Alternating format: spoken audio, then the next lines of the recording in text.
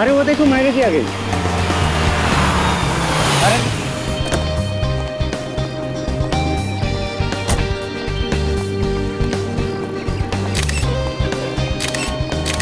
Thank you. Ma'am कैसे लगा आपको घूमने? अरे कहाँ लेना है मैम? हमने सुना है कि आप घूमने के लिए स्विट्जरलैंड गई थी। बिल्कुल ठीक सुना है आपने। काम करते करते काफी थक गई थी तो सोचा टहल कर आ जाओ। शेखर जी की नई फिल्म का म्यूजिक लॉन्च है, इस बारे में कुछ कहना चाहती हैं ma'am? I wish Shekhar all the very best. भगवान करे कि उनकी बाकी फिल्मों की तरह यह फिल्म भी सुपर हिट हो और वो अपनी अगली फिल्म में मेरे साथ करें। आपने उनके साथ बहुत ही हिट फिल्में दी है, पर इस फिल्म में उन्होंने आपके जगह एक नई एक्ट्रेस को कास्ट किया है, तो आपको दुख तो हुआ होगा। इसमें बुरा मानने वाली क्या बात है? शेखर को लगा होगा कि शायद उस रोल में एक नई लड़की अच्छी तरीके से फिट हो सकती है। That's it. But I am sure Shekhar के पास अगर मेरे लायक कोई स्क्रिप्ट होगी तो वो मुझे बताने में झिझकेंगे नहीं। सुना है सुपरस्टार रविंद्र कुमार के साथ बहुत ही जल्द आप शादी करने वाली हैं। No personal question please. Thank you.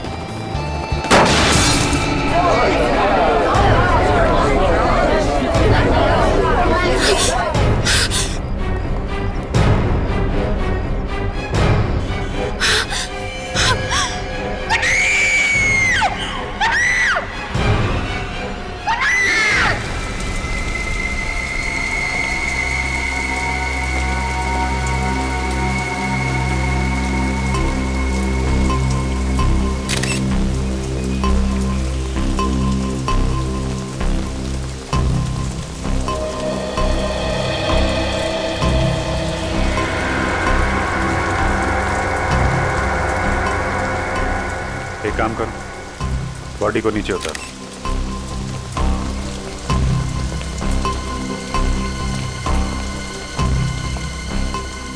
जब ये कुणाल नीचे गिरा तो कौन कौन लोग थे यहाँ पे? सर मैं और मीडिया वाले थे। कहाँ से गिरा ये? सर पता नहीं, वो नहीं देखा। मतलब? सर मैं मीडिया वालों को इंटरव्यू दे रही थी कि अचानक बहुत जोर से आवाज आई और मैंने पीछे पलट के देखा तो सर मेरी कार के ऊपर कुणाल गिरा हुआ था और सर खून बह रहा था। सर मुझे नहीं पता सर, मैं बहुत घबरा गई थी। ये मैनेजर कौन है? सर मैं इस होटल का मैनेजर हूँ, मैंने ही आपको कॉल किया था। किस रूम में ठहरे थे मिस्टर कुणाल? पता नहीं सर, वो तो होटल में थे ही नहीं। क्या होटल में थे ही नहीं? गिरे तो ऊपर से ही है ना? हाँ सर। आसपास कोई दूसरी बिल्डिंग नहीं है जहाँ से गिरे हो? ध्यान नहीं दिया होगा आपने, अंदर जाते हुए देखा नहीं होगा। सर मैं तो रिसेप्शन पे था पूरे दिन, वाकई अंदर नहीं आए थे। सीसीटीवी कैमरा लगा रिसेप्शन में? Yes sir. रेडी? जरा सीसीटीवी कैमरा फुटेज चेक करो, देखो ये आदमी अंदर कब गया था। सर सर इसके जैकेट का बटन फटा हुआ है, ये देखिए।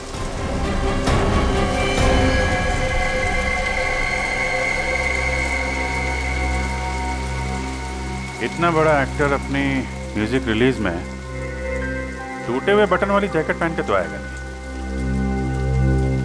या तो बटन नीचे गिरते हुए टूटा है या फिर तोड़ा गया है हाथापाई में। इसका मतलब मरने से पहले इसका झगड़ा हुआ था किसी के साथ? लग तो ऐसा ही रहा।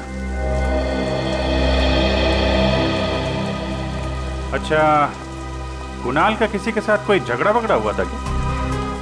नहीं सर, कुणाल बहुत ही अच्छा लड़का था, वो हमेशा सबसे मिलजुल के रहता था। सर उसका झगड़ा किसी के साथ हो ही नहीं सकता। आप? मैं इस फिल्म का डायरेक्टर हूँ, करण नाम है मेरा। आई सी। और आप हीरोइन है? हाँ सर, ये मेरी पहली फिल्म है और देखिए ना, मेरी पहली फिल्म में ऐसा हादसा हो गया। हादसा या मर्डर ये तो अभी कह नहीं सकते, बहुत जल्द पता चल जाएगा। फिलहाल आप लोग कहाँ थे जब कुणाल यहाँ गिरा? सर हम सब लोग होटल के अंदर थे, मीडिया वाले और एक्ट्रेस मायरा बाहर थी। अच्छा ठीक है।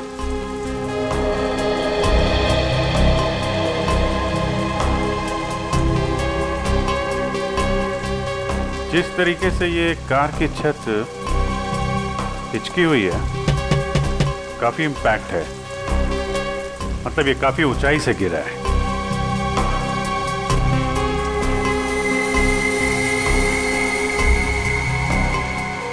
अजीब बात है, सारी खिड़कियों पे तो ग्रिल लगा है, खिड़की से तो गिरा नहीं है, छत से ही गिरा होगा।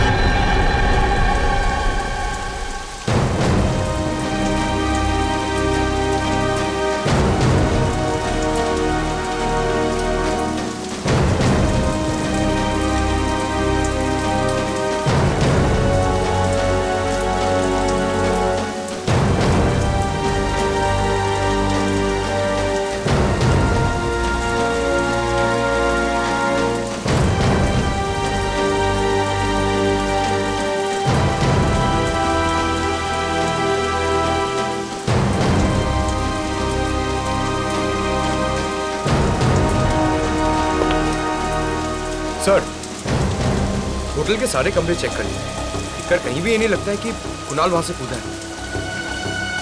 छत पे भी हाथापाई के कोई निशान नहीं है और टूटा हुआ बटन भी नहीं दिख रहा है। सर, कुणाल होटल में आया ही नहीं था। होटल में आए नहीं? नहीं सर, मैंने पिछले 7 दिन का सीसीटीवी फुटेज चेक किया है, कुणाल होटल में आया ही नहीं था। ये कैसे हो सकता है? सर, ये भी तो हो सकता है कि कुणाल होटल आया हो और खूनी ने उसका सीसीटीवी फुटेज मिटा दिया हो। कहीं होटल में कोई काम करने वाला तो खूनी नहीं है? सर, ये भी हो सकता है कुणाल भेष बदल के इस होटल में आया हो, फिर यहाँ से उसने कूद के आत्महत्या कर ली। होने को तो कुछ भी हो सकता है।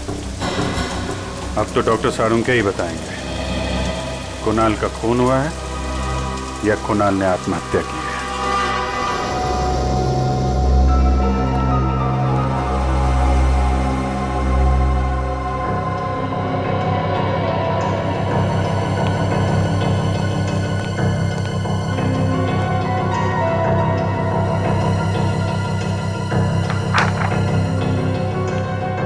डॉक्टर साहब, कुछ पता चला?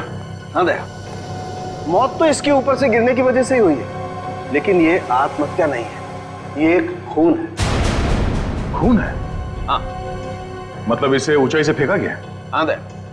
पर ये आप कैसे कह सकते हैं? देखो दया, ये ऊपर से गिरा है अपने शरीर के दाएं हिस्से की तरफ से, इसीलिए इसके शरीर पर ये दाएं हिस्से की तरफ सारी चोट आई है।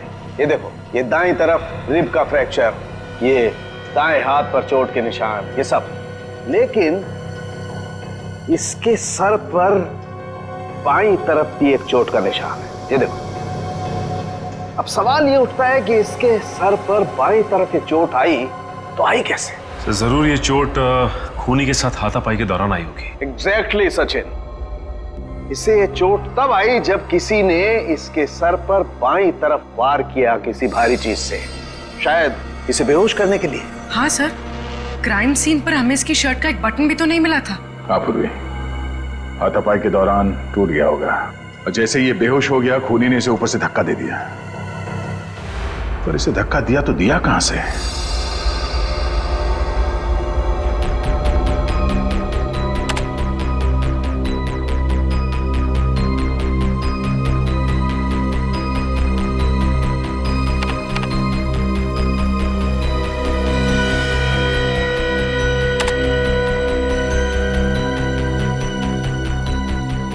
सर, हमने होटल के कमरे, होटल की छत सब अच्छी तरह से चेक कर लिया सर, पर वहां पे कोई सुराग नहीं मिला।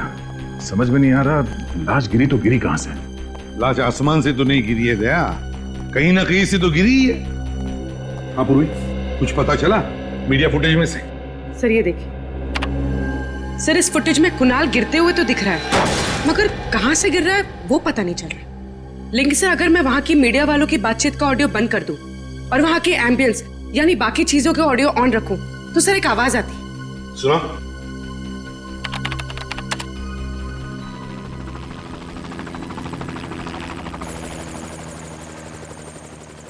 सर ये कैसी आवाज है? देखते हैं फ्रेडी, पता करते हैं। तो फिर से सुनो।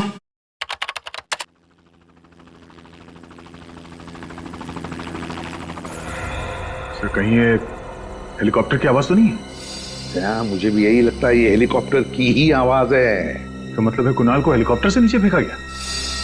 मीडिया इवेंट के दौरान हेलीकॉप्टर उड़ा होगा और उसी में से कुणाल को नीचे गिरा दिया गया होगा। पूरी काम करो, पता लगाओ उस इवेंट के दौरान कितने हेलीकॉप्टर ने उड़ान भरी थी और किसने बुक किया था। सर, इस सब में दो चीजें सामने आती है। एक ये कि खूनी अमीर और बहुत ही पहुंचा हुआ आदमी है। हेलीकॉप्टर बुक करना किसी आम आदमी के बस की बात नहीं है। और दूसरा ये कि कुणाल खूनी को अच्छी तरह से जानता होगा, तभी तो वो हेलीकॉप्टर में बैठने के लिए राजी हो गया। सर, जिस वक्त कुणाल को फेंका गया उसके कुछ ही देर बाद उन्नति मैदान में एक हेलीकॉप्टर क्रैश हो गया सर। क्या? उन्नति मैदान में हेलीकॉप्टर क्रैश हो गया? तो फिर दया कहीं वही हेलीकॉप्टर तो नहीं जिसमें से कुणाल को फेंका गया? हाँ, पता नहीं सर कैसे हुआ है, समझ में नहीं आ रहा है। अभी तक कोई आया क्यों नहीं? इंश्योरेंस प्रीमियम के लिए तो दौड़ कर आते हैं। सर, लगता है वो लोग आ गए।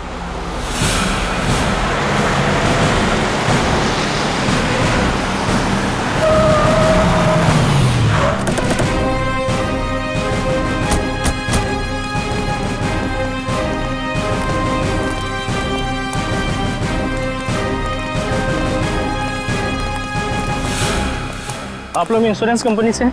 नहीं, हम लोग सीआईडी से हैं। सीआईडी? हाँ। आप? जी, मेरा नाम गिरीश है। ये हेलीकॉप्टर मेरा ही था। आपका ये हेलीकॉप्टर बुक किसने किया था? सर, वो फिल्म का एक प्रोड्यूसर है, शेखर। शेखर? जी हाँ, उन्होंने अपनी आने वाली फिल्म के प्रमोशन के लिए हेलीकॉप्टर बुक करवाया था। उनकी फिल्म का हीरो है कुणाल। वो फिल्म की म्यूजिक पार्टी के लिए हेलीकॉप्टर से एंट्री करने वाले थे। अच्छा, देखते हैं।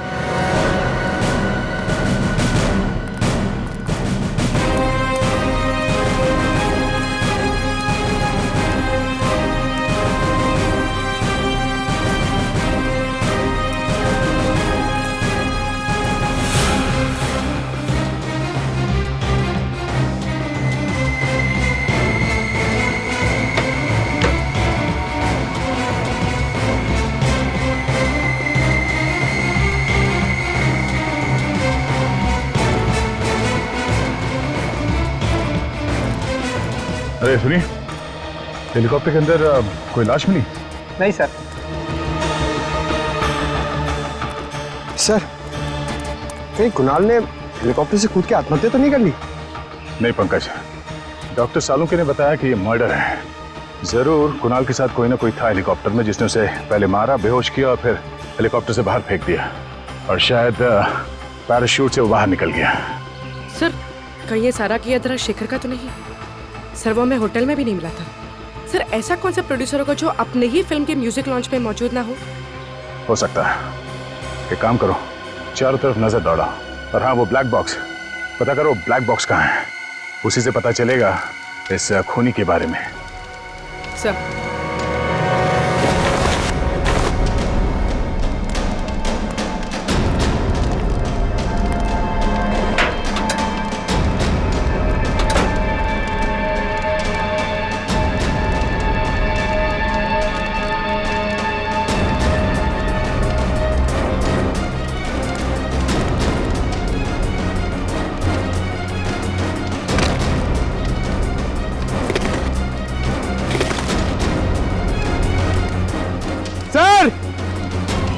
सर जल्दी आइए।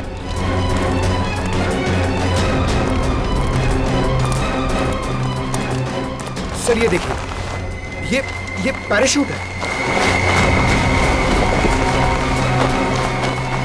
गुड जॉब पंकज, आजकल बहुत काम करने लगे हो। हाँ, thank you sir. Sir,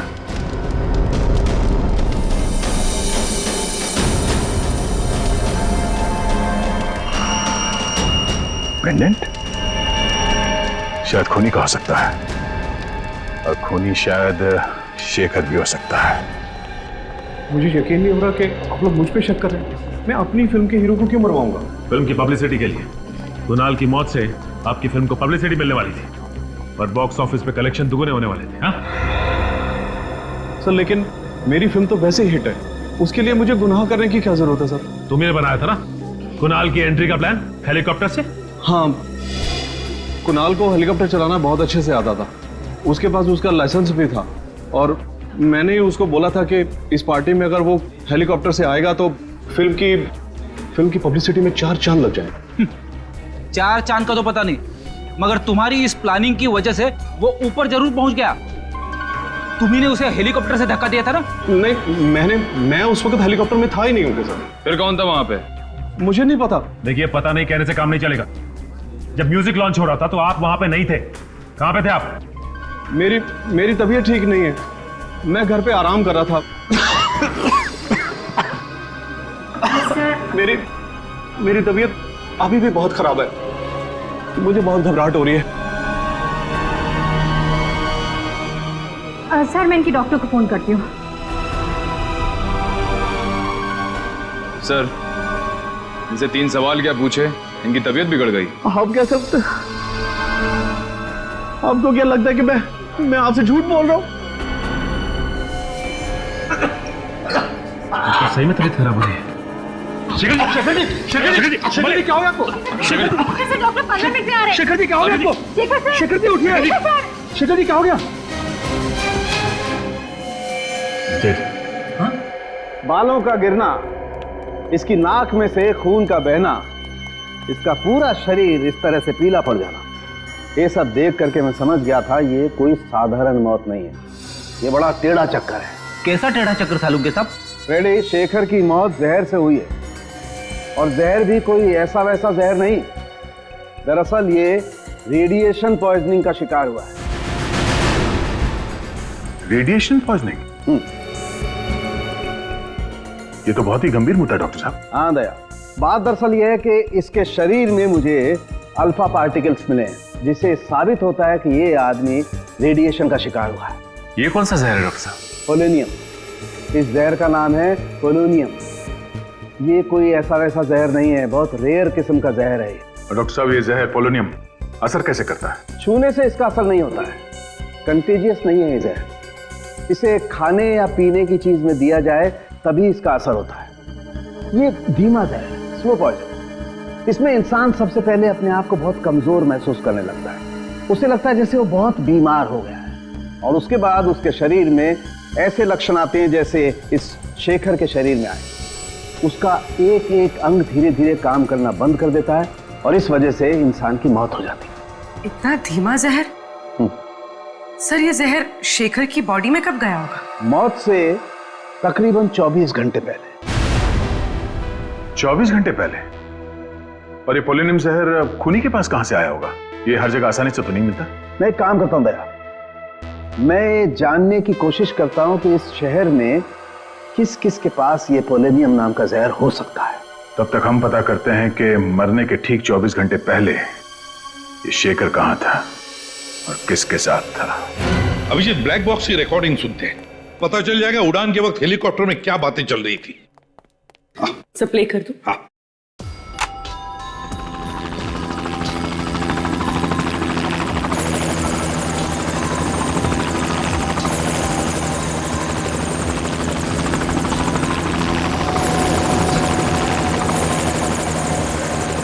Shekhar के साथ ऐसा किया? मुझे यकीन नहीं आ रहा है। क्यों किया ऐसा तुमने? ये जवाब दो। सर, ये तो कुणाल की आवाज है। हाँ अभिजीत, लगता है कुणाल को पता चल गया था कि खूनी ने शेखर को जहर दिया था, शायद इसीलिए खूनी ने कुणाल को हेलीकॉप्टर से धक्का दे दिया और फिर खुद पैराशूट बांध के कूद गया। सर, जरूर ये कुणाल या शेखर के आसपास का ही आदमी है। हाँ, सालुंके बता रहा था ना कि वो पोलोनियम जहर को असर दिखाने में 24 घंटे लगते हैं। तो अगर ये पता चल जाए कि मौत से 24 घंटे पहले शेखर किसके साथ था, तो समझ लो हम खूनी तक पहुंच गए। सर, 24 घंटे पहले शेखर वैलेंटाइन्स बैंक्वेट हॉल में था सर। Valentine's banquet hall? वो तो राजा पार्क के वहां है। हाँ सर, वही वाला। शेखर ने फिल्म खत्म होने की खुशी में वहां पे एक छोटी सी पार्टी दी थी। फिल्म के सारे आर्टिस्ट और टेक्नीशियंस को बुलाया गया था सर इस पार्टी में। तो फिर उन्हीं में से कोई है जिसने शेखर और कुणाल को मारा है। अरे सालुंके साहब, आप यहाँ पे? हाँ अभिजीत, मुझे मालूम है। मुझे यहाँ देख करके तुम्हें उतनी खुशी हो नहीं रही है जितनी लैब में किसी और को देख करके होती है। वो बात नहीं है सर, लेकिन क्या करूं यार, आना पड़ा, क्योंकि उस पोलोनियम वाले साइंटिस्ट का नाम सिर्फ मैं बता सकता हूँ, तारिका जी नहीं। तो फिर साइंटिस्ट का नाम बता सालुंके। देवेन पेटेकर। देवेन पेटेकर? हाँ। ये तो बड़ा भारी नाम है सर। हाँ फ्रेडी, जितना भारी नाम है उतना ही भारी काम है।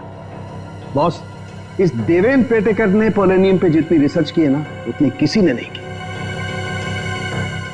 उसका एड्रेस वगैरह है? हाँ बॉस, इस कागज पे उसका एड्रेस, टेलीफोन नंबर सब कुछ लिखा। इस डॉक्टर देवेंद्र पेटेकर से तो हम बाद में मिलेंगे, लेकिन पहले ये पता लगाना पड़ेगा कि वैलेंटाइन बैंक्वेट हॉल में शेखर को जहर दिया किसने। कोना कोना अच्छी तरीके से चेक कर लो। शेखर जी 24 घंटे पहले यहाँ थे। अगर उन्हें यहाँ पे जहर दिया गया है तो उस जहरीले रेडिएशन के कोई ना कोई सुराग यहाँ जरूर मिलेगा। सर, मैं आपसे कह रहा हूँ सर, आपको सुन कुछ गलतफहमी हो गई है। यहाँ कौन मार सकता है शेखर जी को? अरे यार, मैं तुम्हारे स्टाफ पे थोड़ी ना शक कर रहा हूँ, मेहमानों में से भी कोई हो सकता है ना? वैसे कल स्टाफ में से कौन था यहाँ पे? कितने लोग थे? 3 थे सर। उनमें से 2 तो आज नाइट में है और एक यहीं पे है। उसका नाम मयंक है। बुलाओ मयंक को, बुलाओ।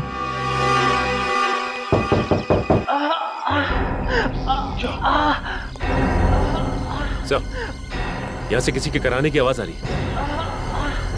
कई साइंटिस्ट की जान खबर में तो नहीं है। एक मिनट।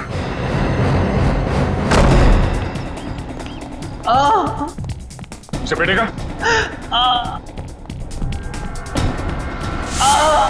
और नो। सचिन, पूर्वी, पूर्वी एम्बुलेंस बुला जल्दी। सर, क्या हुआ? अब ठीक तो है? मेरी लेबोरेटरी। क्या हुआ आपकी लेबोरेटरी? मेरी लेबोरेटरी। इसने इसको उंगली काट दी है। कौन हो सकता है सर? अब ये तो यही बता सकते हैं।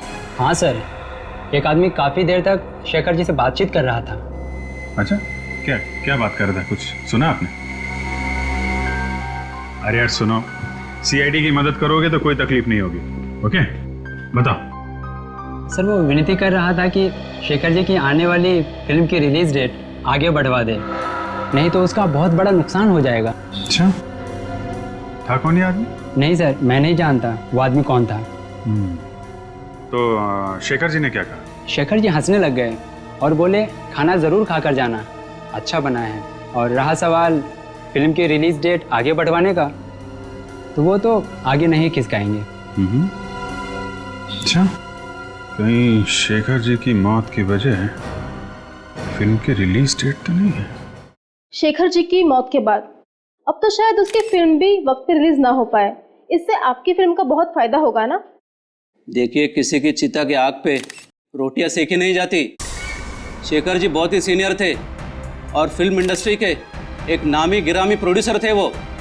उनके जाने के बाद फिल्म इंडस्ट्री को जो आघात पहुंचा है, उसको शब्दों में बयान करना नामुमकिन है। तो हम मुमकिन कर देते हैं मिस्टर राजेश, शेखर के खूनी की दास्तान सुनाकर। सीआईडी वाले आज यहाँ कैसे आ गए? देखिए प्लीज, अभी आप लोग बाहर जाइए, हम आपको बाद में जवाब देते हैं। शेखर जी का खून क्या है? आप लोग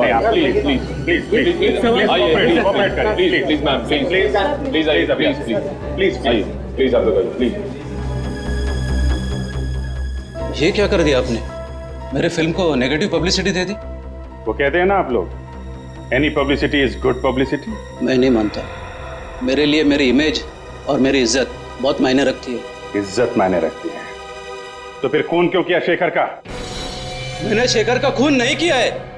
मैं एक कलाकार हूँ, फिल्म प्रोड्यूस करता हूँ, मैं खूनी नहीं हूँ। क्योंकि शेखर ने तुम्हारी बात नहीं मानी, अपनी फिल्म की रिलीज डेट आगे नहीं की, इसलिए तुमने ये तरीका ढूंढ निकाला उसकी फिल्म को पोस्टपोन करने का। ये बात सच है कि मैं उनको रिक्वेस्ट करने गया था, लेकिन जरूरी थोड़ी है कि उन्होंने बात सुनी नहीं तो मैं उनको खून कर डालूंगा। अच्छा, अगर आपने खून नहीं किया तो फिर किसने खून किया? मुझे क्या पता सर, मुझे तो सिर्फ इतना मालूम है कि मैं निर्दोष हूँ। मेरी बीवी भी अक्सर मेरी बात मानती नहीं है, तो इसका मतलब ये थोड़ी है कि मैं हर एक का खून कर चुका हूँ। जब शेखर का खून हुआ तो कहाँ थे आप? सर, उस वक्त मैं होटल में ही था। उनकी फिल्म की हीरोइन समीरा से बात कर रहा था मेरी अगली फिल्म के लिए। सर, यहाँ पे तो फिंगरप्रिंट स्कैनर लगा हुआ है। देवेंद्र जी ने स्कैनर इसलिए लगाया होगा ताकि उनके अलावा कोई और इस लैब के अंदर जा ना सके। सब फिर हम लोग अंदर जाएंगे कैसे? अब यहाँ तक आ ही गए हैं तो अंदर भी पहुंच ही जाएंगे। सचिन, ये काम करो, ऑफिस में। सर, इस पर कुछ लगा हुआ है। ये तो खून जैसे लग रहा है। पूर्वी जरा चेक कर। सर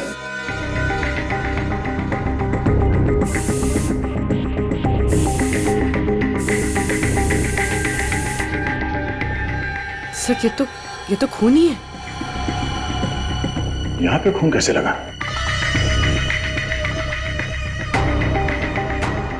सर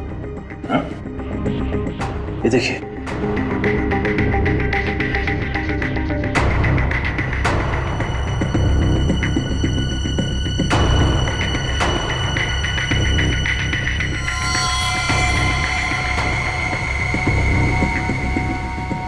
सर ये तो किसी की कटी हुई उंगली है। सर कहीं ये उंगली देवेन जी की तो नहीं? अगर ये कटी हुई उंगली देवेन जी की है तो इससे लैब का दरवाजा खुल जाना चाहिए।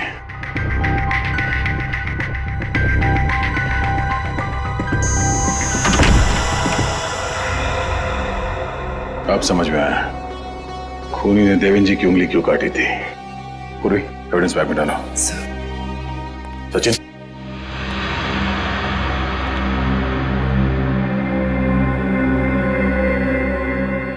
यहाँ का तो सारा सामान बिखरा पड़ा है।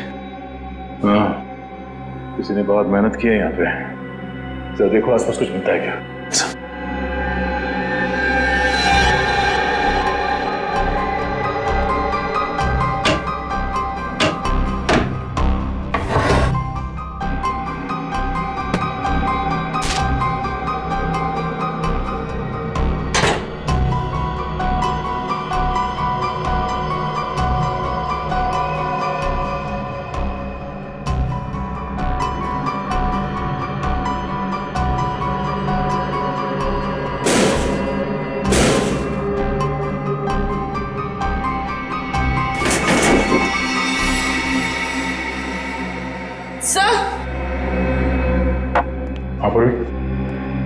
सर इसमें से एक बॉटल गायब है।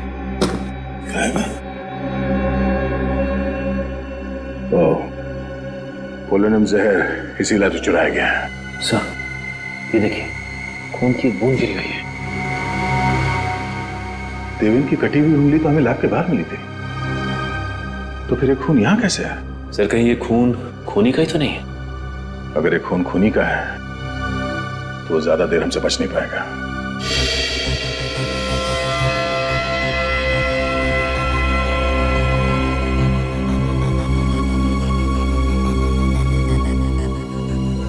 तो इस फुटेज से ये तो साबित हो गया कि राजेश खूनी नहीं है, क्योंकि जिस वक्त कुणाल हेलीकॉप्टर से गिरा ये तो होटल में था समीरा के साथ। ये तो कोई बाहर का ही है, खूनी कोई बाहर का ही है, पर कौन? वो जो कोई भी है, उसे हंटिंगटन नाम की बीमारी। क्या? हंटर? हंटर नहीं फ्रेडी, हंटिंगटन। ये तुझे लेबोरेटरी में मिले खून के डीएनए से पता चला है ना? हाँ बस, लेकिन सिर्फ इतनी जानकारी मिली है, इसका क्रिमिनल डाटाबेस में कोई रिकॉर्ड नहीं मिला है। कोई बात नहीं पूर्वी, इंटरनेट से चेक करो, देखो इन दोनों फिल्मों से जुड़े हुए किस आदमी को हंटिंगटन डिजीज है। सर हाँ सालुंके साहब, ये बीमारी क्या होती है? ये एक न्यूरोलॉजिकल डिसऑर्डर होता है फ्रेडी। इसमें इंसान की मसल का कोऑर्डिनेशन बिगड़ जाता है। ये बहुत रेयर बीमारी है, अधिकतर मिडिल एज के बाद ही शुरू होती है। सब मिल गया सर। सर इसका नाम नंदन कुमार है। सर ये एक राइटर है और इसने कुछ फ्लॉप फिल्में लिखी हैं। 2 साल पहले ये शेखर के पास अपनी एक कहानी लेकर गया था, पर शेखर ने इसकी कहानी ठुकरा दी। और जब नंदन को पता चला कि शेखर उसी की कहानी पे फिल्म बना रहा है, तो उसने शेखर पे कोर्ट केस कर दिया, लेकिन वो हार गया था। और ये वही वाली फिल्म है सर, 555 घंटे, जिसका म्यूजिक लॉन्च हुआ था उस दिन। इसका मतलब है दया, हमारा खूनी मिल गया। सर एक टाइम था जब मैं भी राइटर बनना चाहता था। मैं कविताएं लिखना चाहता था, लेख लिखना चाहता था, शायरियां लिखना चाहता था। अरे यार लिखते फिर ये यहाँ सीआईडी में क्या करने आ गए? पता नहीं सर। सर मगर दोनों में ना बहुत सिमिलैरिटी है। अच्छा? हाँ, राइटर बनने में भी उतना ही दिमाग लगाना पड़ता है जितना सीआईडी ऑफिसर बनने में। तुम अगर राइटर बन जाओगे ना तो तुम्हारी कहानी में खून और मुर्दे बहुत होंगे। सर रोमांस भी हो सकता है? हाँ रोमांस तो हो सकता है। नंदन। हाँ आप लोग कौन? हम लोग सीआईडी से हैं। सीआईडी से?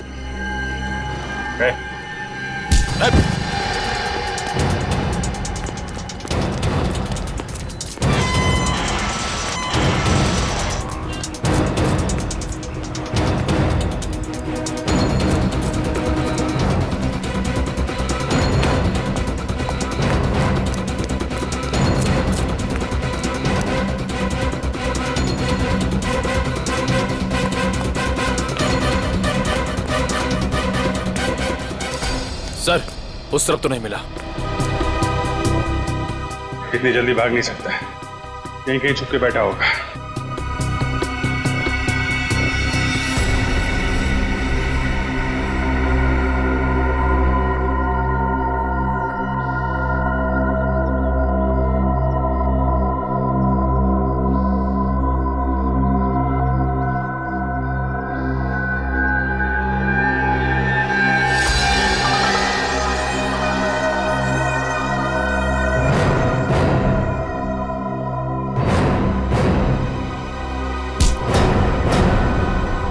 छोड़ दो मुझे, छोड़ दो मुझे। तुम जैसे खूनियों को छोड़ा नहीं जाता है, जेल में बंद करके उनकी खातिरदारी की जाती है, समझा? खूनी? मगर मैंने किसी का खून नहीं किया। देखा सर, राइटर ने फिर से कहानी बनाना शुरू कर दी। सर मैं सच कह रहा हूँ सर। दो खून किए तुमने, कुणाल और शेखर का। सर मगर मैं उन्हें क्यों मारूंगा? शेखर ने तुम्हारी कहानी चुरा ली थी इसलिए। हाँ चुराई थी, पर उसने गैर कानूनी काम किया था। मगर इसका मतलब थोड़ी ना है कि मैं भी कोई गैर कानूनी काम करूंगा। सर मैंने उसे कुछ नहीं किया सर। साइंटिस्ट देवन की लेबोरेटरी में क्यों गया था? पोलोनियम जहर चुराने के लिए? सर मैं जहर चुराने नहीं गया था, मेरी अगली फिल्म साइंटिस्ट की कहानी पर आधारित है, तो रिसर्च के लिए उनसे बातचीत करने के लिए गया था सर। बातचीत करने? और बातचीत करते करते तुम्हारा खून उनके टेबल पे गिर गया। सर वहाँ पर ब्लेड पड़ा था, मैंने देखा नहीं और गलती से हाथ कट गया सर मेरा। कहानी बनाना बंद करो नंदन, अगर तुम निर्दोष थे तो मैं देख के भागे क्यों? सर कल रात एक बार पे मेरा किसी से झगड़ा हो गया था, मैं सारी रात लॉकअप में था सर, तो मुझे लगा कि आप लोग मुझे फिर से पकड़ने के लिए आ गए, इसलिए मैं भागा। तुम्हारे शेखर साहब को शराब पीने की आदत थी क्या? कभी कभी जब बहुत उदास होते थे तो खुद को शराब के नशे में डुबो लेते थे। उदास? किस बात का दुख था उन्हें? साहब एक दिन नशे की हालत में कुछ बड़बड़ा रहे थे कि उनके अतीत की गलती जिंदगी भर उनका पीछा नहीं छोड़ेगी। अतीत की गलती? कैसी गलती? पता नहीं साहब, ऐसा लगता है कोई अतीत का राज छुपा रहे थे। मैंने सुना है साहब, शराब पीने के बाद इंसान कभी झूठ नहीं बोलता है। सुना तो मैंने भी ऐसा।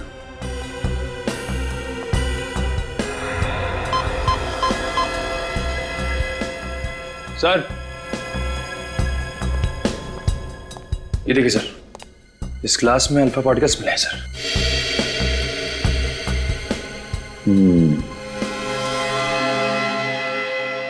मतलब शेखर को जहर घर में ही दिया गया है, शराब में मिला के।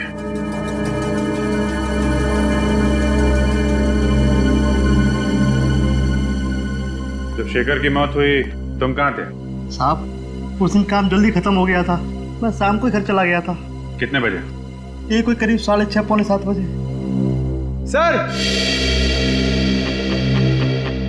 हाँ पंकज? सर ये देखिए, यहाँ पे कुछ गड़बड़ है। निकालो।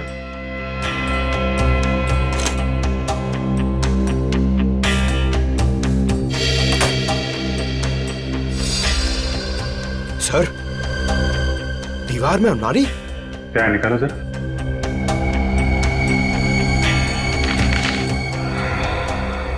ये देखिए, चिट्ठियां छुपा के रखी हैं। शेखर, लता, लता, किसी लता ने इस शेखर को चिट्ठियां लिखी हैं।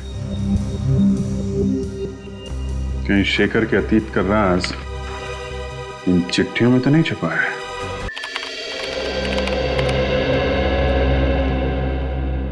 कुछ पता चला इन चिट्ठियों में से? हाँ सर, काफी पुरानी चिट्ठियां हैं, 20 साल से भी ज्यादा पुरानी। इतनी पुरानी चिट्ठियां आदमी तभी संभाल के रखता है ना जब उसका कोई इमोशनल कनेक्शन हो इनके साथ, कोई लगाव हो। हाँ सर, यहाँ भी प्यार का ही मामला है। ये लता उन दिनों छोटी मोटी एक्ट्रेस हुआ करती थी। दोनों आपस में प्यार करते थे सर, मगर ये शेखर पहले से शादीशुदा था। कई बार लता को वादा किया था उसने कि अपनी बीवी को डिवोर्स दे देगा, लेकिन ऐसा किया नहीं। शायद लता इसी बात से दुखी थी। हाँ सर, लेकिन उसने दुनिया के सामने ये बात जाहिर नहीं होने दी, क्योंकि उसे पता था कि इससे उसकी और शेखर की बदनामी हो सकती थी। वैसे लता आजकल है कहाँ पर, कुछ पता चला? हाँ सर, लता अब जिंदा नहीं है। 20 साल पहले 27 मार्च 1993 को उसकी छत से गिरने से मौत हो गई। हो सकता है ये एक्सीडेंट ना हो, और शायद इसमें शेखर का हाथ हो। फिर 20 साल बाद कोई तो है जो लता की मौत का बदला लेना चाहता है। लग तो ऐसा ही रहा है सर, जिस वक्त लता की मौत हुई थी उसकी एक 4 साल की बेटी थी सेजल। माँ की मौत के बाद उसे अनाथ आश्रम भेज दिया गया था, और अब वो 4 साल की बेटी 24 साल की हो गई है। अच्छा, तो हो सकता है इस बच्चे ने अपना पूरा बचपन माँ के बदले की आग में गुजारा हो। इस अनाथ आश्रम में जाकर पता लगाओ सेजल के बारे में, वो करती क्या है कहाँ। सेजल नाम की एक बच्ची आई तो थी यहाँ करीब 20 साल पहले। जब वो 8 साल की हुई तो उसे अडॉप्ट कर लिया गया है। किसने अडॉप्ट किया था? मिस्टर एंड मिसेस संजीवन ने। देखिए, अडॉप्शन के वक्त का फोटोज है।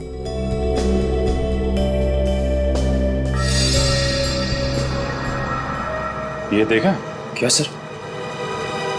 सेजल के गले में पेंडेंट। अरे हाँ सर, ये तो ठीक वैसा ही पेंडेंट है जो हमें हेलीकॉप्टर की क्रैश साइट पे मिला था। एग्जैक्टली, हमारा शक सही निकला। सेजल का इस केस से लेना देना जरूर है। रहती कहाँ है ये सेजल?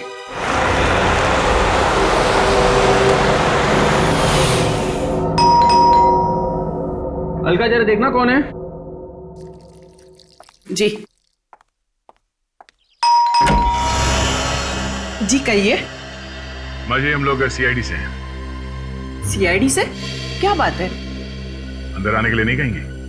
ओह सॉरी, आइए। Thank you. सुनिए, सीआईडी वाले आए हैं। सर, क्या हुआ? दरअसल हमें सेजल के बारे में कुछ बात करनी थी। क्या किया सेजल ने? हमें शक है कि सेजल ने खून किया। क्या? ये आप क्या कह रहे हो? सेजल किसी का खून नहीं कर सकती। तो सेजल को बुलाइए, हम उसी के मुंह से सुनना चाहते हैं। घर पे? जी, वो घर पे नहीं है। उसका फोन आया था, वो थोड़ी देर के बाद आएगी। सीआईडी की गाड़ी मेरे घर पे?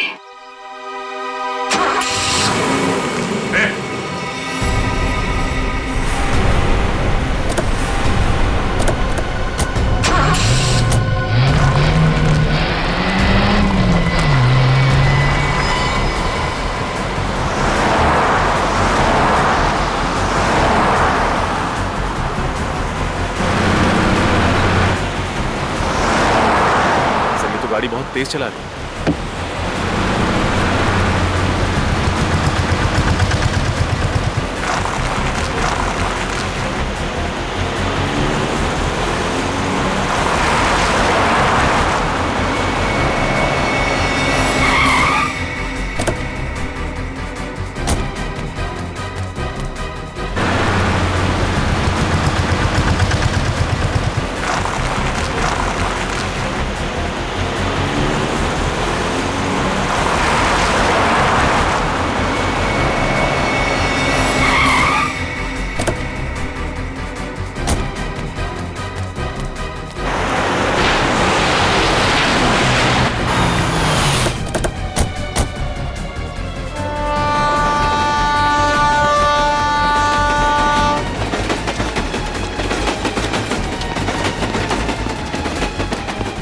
रुक जाओ।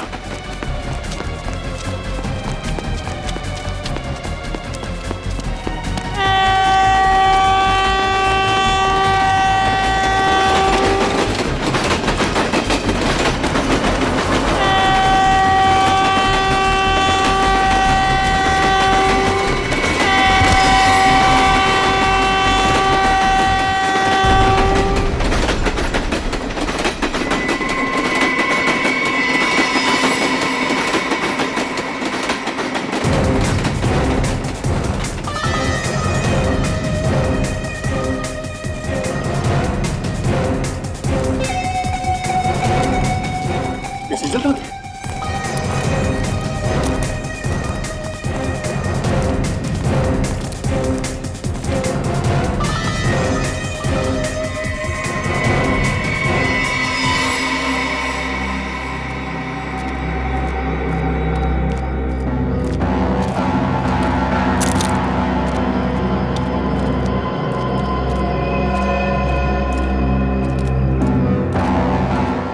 गई तो गई कहाँ?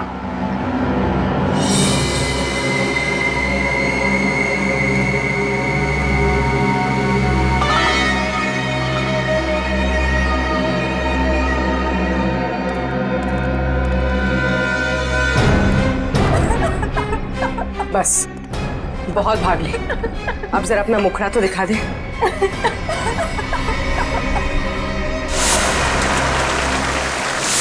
समीरा तुम?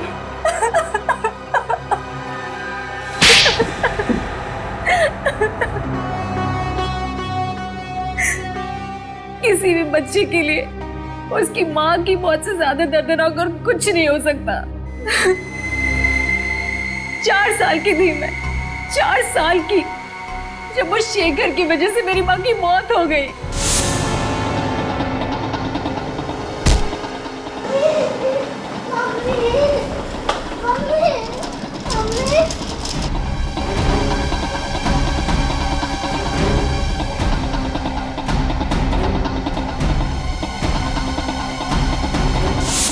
तुम तो 4 साल की थी जब ये हादसा हुआ था। फिर 20 साल बाद तुमने शेखर को कैसे पहचान लिया? नहीं पहचानती थी, लेकिन मैंने सोच रखा था कि एक ना एक दिन उस आदमी को जरूर ढूंढ निकालूंगी जिसने मुझे अनाथ किया और उसे एक दर्दनाक मौत दूंगी। मैंने पोलोनियम के बारे में कहीं पढ़ा था कि एक धीमा जहर है और सोच लिया था कि इसी से शेखर को मारूंगी। पर शेखर को ढूंढा कैसे तुमने? मैंने उसे नहीं, उसने मुझे ढूंढा। वो अपनी फिल्म के लिए एक हीरोइन की तलाश कर रहा था जिसके जरिए वो मुझ तक पहुंच गया। अच्छा, तो इत्तेफाक से उसके घर में तुमने तुम्हारी माँ ने लिखी हुई चिट्ठियां पढ़ ली और तुम समझ गई कि तुम उस खूनी तक पहुंच गई हो, है ना? हाँ, मैंने उसी दिन से उसे मारने का प्लान बना लिया था। और जब कुणाल को पता चला कि तुमने शेखर को जहर देके मारा है तो तुमने उसे भी मार दिया, हैं? हाँ, बिल्कुल परफेक्ट प्लान था मेरा। पहले होटल पहुंच के मीडिया के सामने तस्वीरें खिंचवाई और उसके बाद वहां के फायर एग्जिट से निकल गई। किसी ने देखा भी नहीं मुझे और हेलीकॉप्टर तक कुणाल के पास पहुंच गई और वहां से निकल गई। माना कि तुम्हारी जिंदगी मुश्किलों से भरी रही, लेकिन इसका मतलब ये नहीं कि बदले के लिए तुम खून पर खून किए जाओगे। 2 खून किए तुमने, तुम्हें तो शायद फांसी ही होगी।